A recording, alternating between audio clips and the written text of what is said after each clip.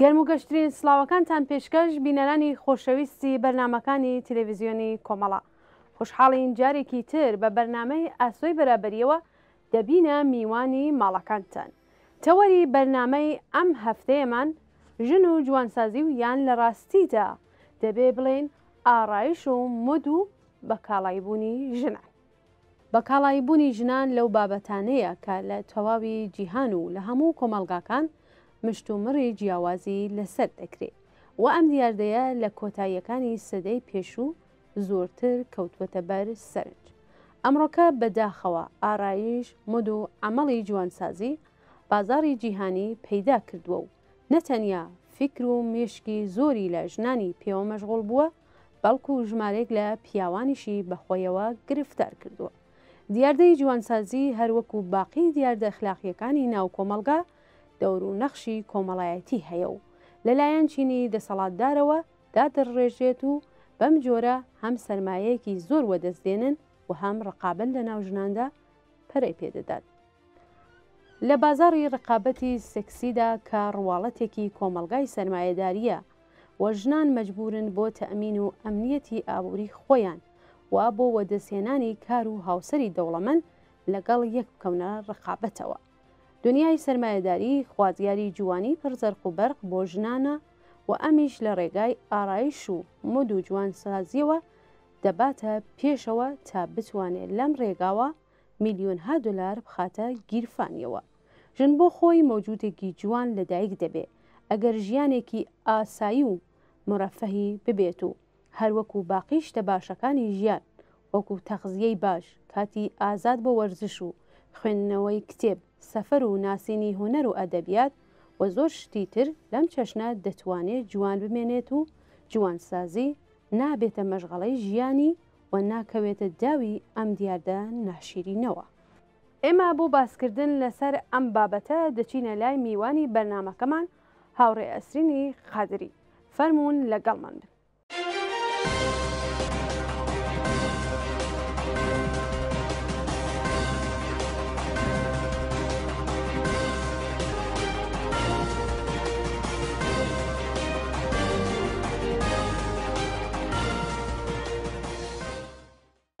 هاوڕێسترین ئەم کاتت باش، زۆر سپاس بۆ ئامادەبوون لە بەرنامەی ئەم هەفتەی ئاسۆی بەرابەری ئێمە. هەموو کاتێکتان باش هاوڕێ گۆڵنازگیان، سڵاوم هەیە لە خەمەتەوە بینەرانی عەزیزی تەلەڤیزیۆنی کۆمەڵە. زۆر سپاس. هاوڕێسترین، بۆچی لە دەهەکانی ئەخیردا دروستکردنی لەوازمی ئارایش و مد بۆ ژنان بازاری گەرم بۆوە پەرەی سندووە؟ ئەوە چه شتێکە بۆسە بایسیەوە؟ هاوڕێ گۆڵنازگیان، هەروەکە خۆیشتە ناو پرسیارەکە وتانستا کە دروستکردنی لەوازمی ئارایشی و چتایەکە بۆ تەغییردانی زاهری تایبەتەن بۆ ژنان دروست دەبێت یەکجار زۆر بووە، ئەوە کامڵان دروستە. ناو بازار بە هەزاران نۆع و شکڵ و فرم تۆلید دەکرێت، واردی بازار ئەبێت، تەبلێغی بۆ ئەکرێت. هەتا لەم سەردەمەی کۆرۆنا من پێم وایە کە زۆرتر خەڵک لە ماڵەوە بووگن، هەتا چەند سەد شغڵی ئینترنێتی و منبع دەرامەت بۆ فرۆشی ئەم لەوازمە ئارایشانە دروست بووە. بەڵام بۆچی ئێستا ئاوا بە نسبەتی دەهەکانی پێشوو زۆرتر بووە؟ بە بڕوای من هەڵەگەڕێتەوە بۆ ئەوەڵان تەوەجوهی خەڵک بۆ تایبەتەن هەروەکە وتم ژنان بۆ زاهر و ئەسلاح ئەندامیان جا ئەو تەوەجوه و ئەو نگا ئینتقادیە بە بەدەنی خۆت کە لەکوێوەش سەرچاوە هەڵەگرێت. من پێم وایە ئستاندارد هەیە کە ڕستانەکان و ساحێوی ئەو شرکەتە عەزیمەکان کە بۆ فرۆشی لەوازمی ئارایشی هەردەفا بە شکڵێک خۆیان نوێنە بێت تەسیر نییە لەم رابطەوە. تەقویەتی ئەو حستە ناکافی بوونە، دروستکردنی شوزان عروسەکایەک بە یەک شکڵ و یەک فرم مەسەڵەن چتایەکە لە پێشەوە تەعین نەکرێت بۆ ئینسانەکان کە چی جوانەوە چی جوان نییە، کە بە بڕوای من ئەم مەسئلە حەقێ مطلقی ئازادی انتخاب لە ئینسانەکانی وەرگرتووەتەوە کە حتمما دواتر لەسەر ئەم بەحسە زۆرتر قساکەین. بەڵام ئەگەر کورت بێژم خب سیستم بە نوعێک نیازە خاتە ناو جامە ئامادەسازی بۆ کات، فەرهەنگسازی بۆ کات بە شێوەهای متفاوت. هەروەکەوتم پێشزەمینەهای خۆی دروستەکە، دواتر تەقازا زۆرتر ئەبێت و بۆیە بۆ فورمە کە ئستانداردی خۆیانە حتمما ئەبزار و تەنەوعی ڕێگاهای گەیشتن بە ئەو ئستانداردانیشە لە اختیاری خودی خەڵکە قەرارە گیرێت و ئەلبەتە ئەمە بە معنی ئەوە نییە کە بە شکلی ڕایگان واردی بازاڕە بێت تەبلیغی بۆکان شوزانم هەروە کەوتم ئێستا ئەبینین کە حتا لە طریق ئینترنێتەوە زۆر بازارگەرمی ئەکردە بۆ ئەو شرکەتە عەزیمانەوە هەر ئەو مەبنای سیستمی سەرمایەداری کە سوودە هەڵەگەڕێتەوە بۆ ئەو مەسئلە لە رابطە لەگەڵ ئەم مۆزوعیشە کە سەرچاوەی سوود و سووداوەری و تەڵقەکردنی سەرمایە. بەڵێ مەبەستم هەرەوەیە. بەڵێ هاوڕاسترین بۆچی ژنان لە بەرامبەر ئەم بەرنامە تەبلیغاتی یاسەوە چاولێکە مەسان بۆ نمونە ئەیخیتە تەلەڤیزیۆنێکی ئەم سیستمی سەرمایەداری ژنێک کە بە دڵی ئەوان بێنی شانی ئەدات ئەو ژنەی کە بە فورمی ئەوانە نەگە و ژنێکە ژنان لە ڕواڵەتی خۆیان ناجوانن بەڵام ئەو ژنێک کە ئەوان بە ئیدەئالی زانەوە ژنی ئیمڕۆژیە بۆچی ژنان لە بەرابەر ئەمانە زۆر زوو ئاسیبپەزیرن؟ هاوڕێ گوڵاسمە ئەگەر شارێکی کۆتا بکەم بە تاریخ ژنان هەر لە تێی فەرایەندی تەکامڵی جەوامعی بەشەری و دواتر اجتماعاتە ئەوەڵیەوە بەردەداری و دواتر سیستمی فێۆداڵی بۆ کاری ناوماڵ و دواتر ناچارن بۆ بەخۆیکردنی منداڵان بۆ ئاشپەزی بۆ مانەوە دەرکۆل لە ماڵ مەشغوڵ کران و دقیقاً ئەو شێوەیە کە جامعی پیاوسالار و ئەو سیستمە مەیلی بوو بەڕێوەچووە لەم حینەش نەقشای جنسیەتی و متەناسب بۆ و جایگای ئەفرادت خب تعریف کردیاوە جایگای بێسلاح بان و قدرت بە پیاگەکان اختصاص دریا کە وەزیفەیان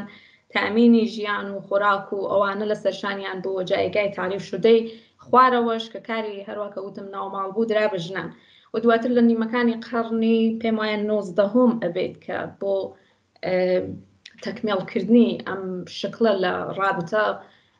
زەریفی و بە قوڵی فارس وتەنی زیبایی بوو بە یەک نوع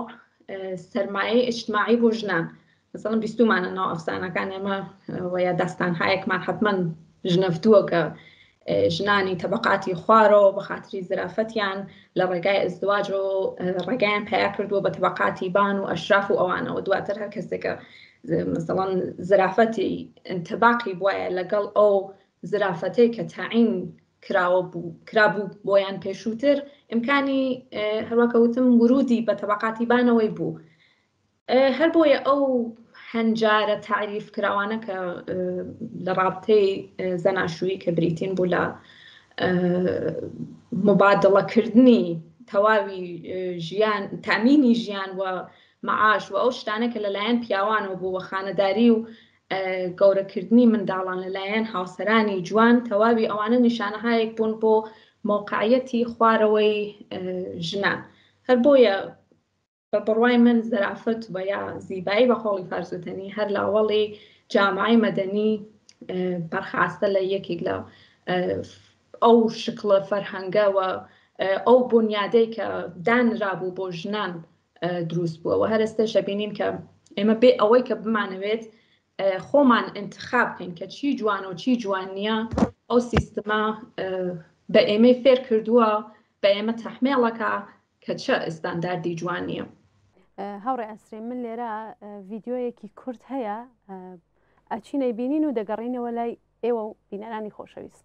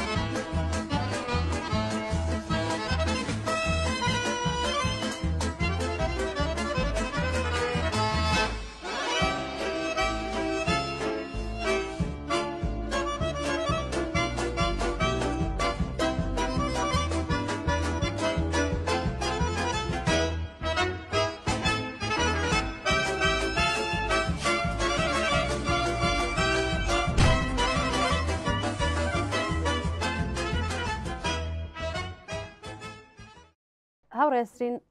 لە بازاڕی ڕقابەتی سێکسیدا کە ڕواڵەتێکی کۆمەلگای سەرمایهداری و ژنان مەجبور دەکات تا بۆ ئەمنیەتی ئابووری خۆیان بۆ وەدەسێنانی کار و یان هاوسەر لەگەڵ بۆ وەدەسێنانی کاروە یان هاوسەر لەگەڵ یەکتر ڕقابەت بکەن بۆچی دەبێت کۆمەلگا ئەم گوشارە بخاتە سەر ڕۆح و ڕەوانی ژنان؟ هاوڕێ گوڵناسەروا کێشارم کرد پێم وایە ئەو ئستانداردە لە زرافەت کە سیستم دایناوە کامڵەن متغیرە بەنوعی دەتوانین بێژین ئەمرێکی اجتماعیشە دەڵم چاو لێ بکەم معیار و مۆدل‌هایەکە بۆ ژنێکی زەریف و بە ئیسلام جەذاب تەبلیغی بۆ کرێت هەر ساڵ تەغیرەکە مەسەڵەن ئەگەر پێشووتر حتا لە ناو ئێمە شێعر و ئاسارێکی ئەدەبی کە تاریفێک لە ژنە کە لە بەردەستا هەیە ئەوە یەکە ژنێک بە لێوهایە باریک چوزان برۆهای قەیتانی و تا حدودێک ئەندامێکی پڕ و چاخ مەسەڵەن بە تەسویریە کێشن بەڵام ئێستا بینین ئەم شتە بەڕاکسە لێوهای گۆشتی ئەندامهای ئوستوانی ئەمانن کە ئستانداردێک لە زرافەتن بۆیە هەر دەفا هەروەکەوتم بە شێوازێک ئەو فەرهەنگە لە تەرێق دەم و دەستگات تەبلیغاتیەکانیان و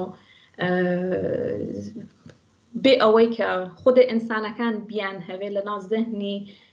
جامعە کامڵەن بدون ئەوەی کە ئەحساس بکرێت ئەو تەغیرە خەریکە ئیجاد دەکرێت مەبنای زرافەت ئەبێت تعریفەکرێ بۆمان سەنعەتی مۆد چوزانم ئەسەن پەدیدەی زیبایی هەروەکەوتم کامڵەن نسبی تغییرپەزیر و زود گوزەرەوە حسێ بەناو حسێ زرافەت شێوازێک لە فێربوونە ئینسانەکان لە یەکتر فێرە بن کە چی جوانە چی جوان نییە ئەسەن شتێک بەناو غەریزە وجودی نییە و ئەگەریش ئەحیانەن وجودی ببێت من پێم وایە لە بینی ئەو منشأە تەبیعیەی خۆی لەگەڵ معنا فەرهەنگیەکەی فاصلێکی یەکجار زۆری هەیە و هەر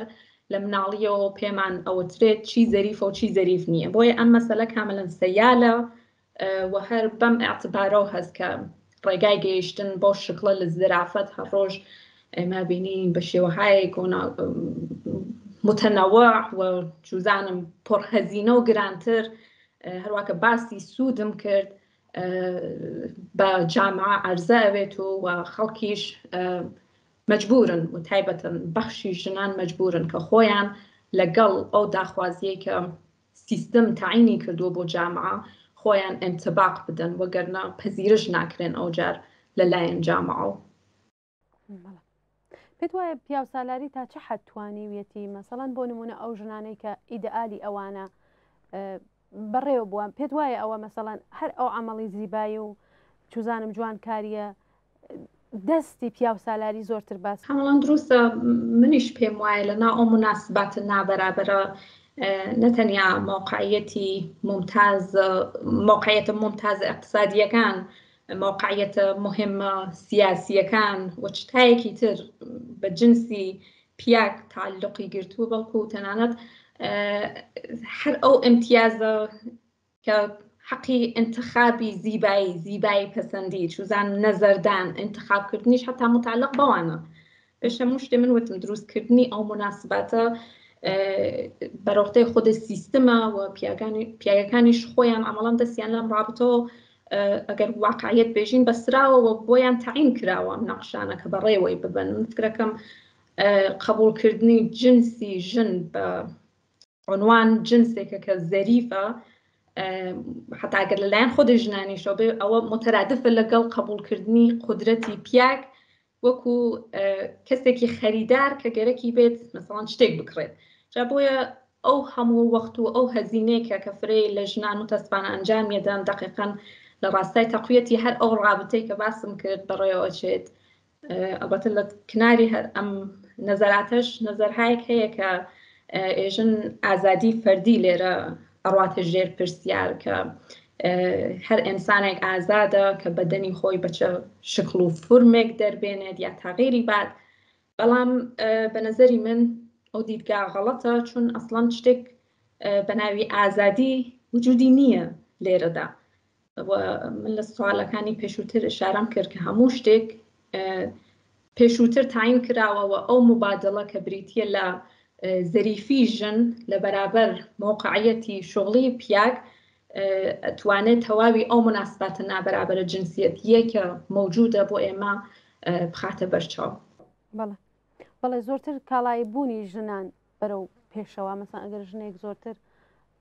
ئەمەڵی زیباییەکە لە خۆ ناڕازیە یام گەرەکێ وەکو کەسەکانی دەوری بەری بێ زۆرتر ئەبێ بە کاڵایەک کە بە دڵی خەڵک بێ نەک بە دڵی خۆی. هاوڕێسرین ژنێکی دەستانگ کە لەبەر نەبوونی مەخارجی ژیانی ئاسایی خۆی بەدار و بەردەدات بەوەی کە تەمینی ژیانی خۆی بکات وەتیکێ نان بخاتە سفرەی فەقیرانەیەوە بنەماڵەکەی زیاد بکات لەو بارودۆخەدا چی بەسەری دێت و هەستێکی بۆ دروست دەبێ. ئێوە تێڕوانینتان لەسەر ئەمە چییە؟ هاوڕێ گۆڵاز حتممەنەکە خۆیشتان هەروەکە شارێشتان کرد بارهاش حتممە بیستوتانەکە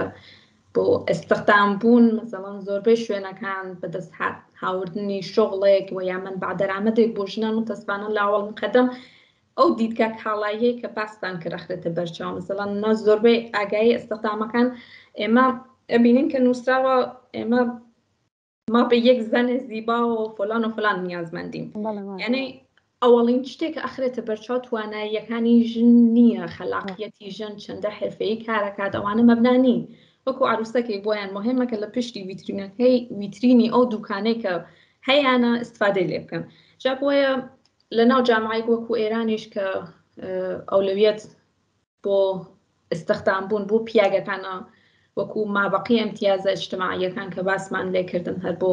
پیاگەکانەوە گەر ژن مەجبور بێت کارکات حتمما ئەبێ ئەمتیازی زیبایی ببێت جا دواتر هەبێ بیر لە هەزینەکانی بکاتەوە مەسەڵەن بۆ تاغیری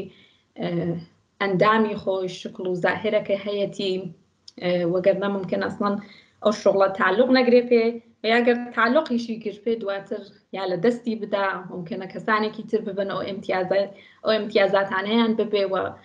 ئەو شغڵە بەدەست نەهێنێت بۆیە مدام فشار و فشار دروستەکات لەسەر ژنان ئەو ژنێکەوە بە دوای شغڵێکەوە هەیە بینی ئەوەڵ لە چێرێ خۆیەوە دەست پێەکە مزان لە لوتی دەست پێکە دواتر چین و چروکەکانی دەست پێەکە دواتر ئەو ئەحساسە ڕزایەتە لە خۆی هیچ وەختێک بەدەست نایە هەر دەفا ناکافیە جوان نەبووە هێشتا ئەو ئەحساسانەش دقیقاً هەروەکە باسمان کرد محیط پێ ئەدات یانە محیط و ئەترافە هەمیشە نەزەراتیان سەیالە هەمیشە نەزەراتیان متغەیرە و ژنیش هەربار مەجبورە بە قۆڵی لای خۆمان بەسازی ئەوان بڕەخسێت تا پەزیرش بکرێت هەتا بۆ خۆشمان احتماڵا نێوەیش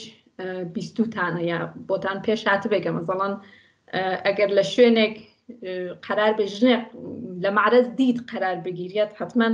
خۆی ئەبێ لە تەک ئەو شوێنە تەطبیق بە مەسەڵەن ئەبینی ژنێک بۆ مراجعکردن بە دوکتوری ژنان کە ئەڵێ کە من ئامادەگی ئەوەم نییە کە ئامادەگی ئەوەم نەبوو کە بە دوکتوری ژنان مراجعە بکەم بۆچی چون مەسەڵەن مووی بەدەنم هاتبوو یا تەمیز نەبووم یا چوزانم نەچووم بۆ ئێستەخر چون مووی بەدەنم بوو لە ماراسم زەماوەن یا شایی و ئەوانە چتایەکە کە حتا شادی ئافرینیشە بەشدار نەبووم چون سەروەزم مناسب نەبوو جا مناسباتە زۆر جار تەنیا حتا ئاڕایشێکی سادەیش نییە یعنی ئاراستگی بە معنای واقعی کەلمە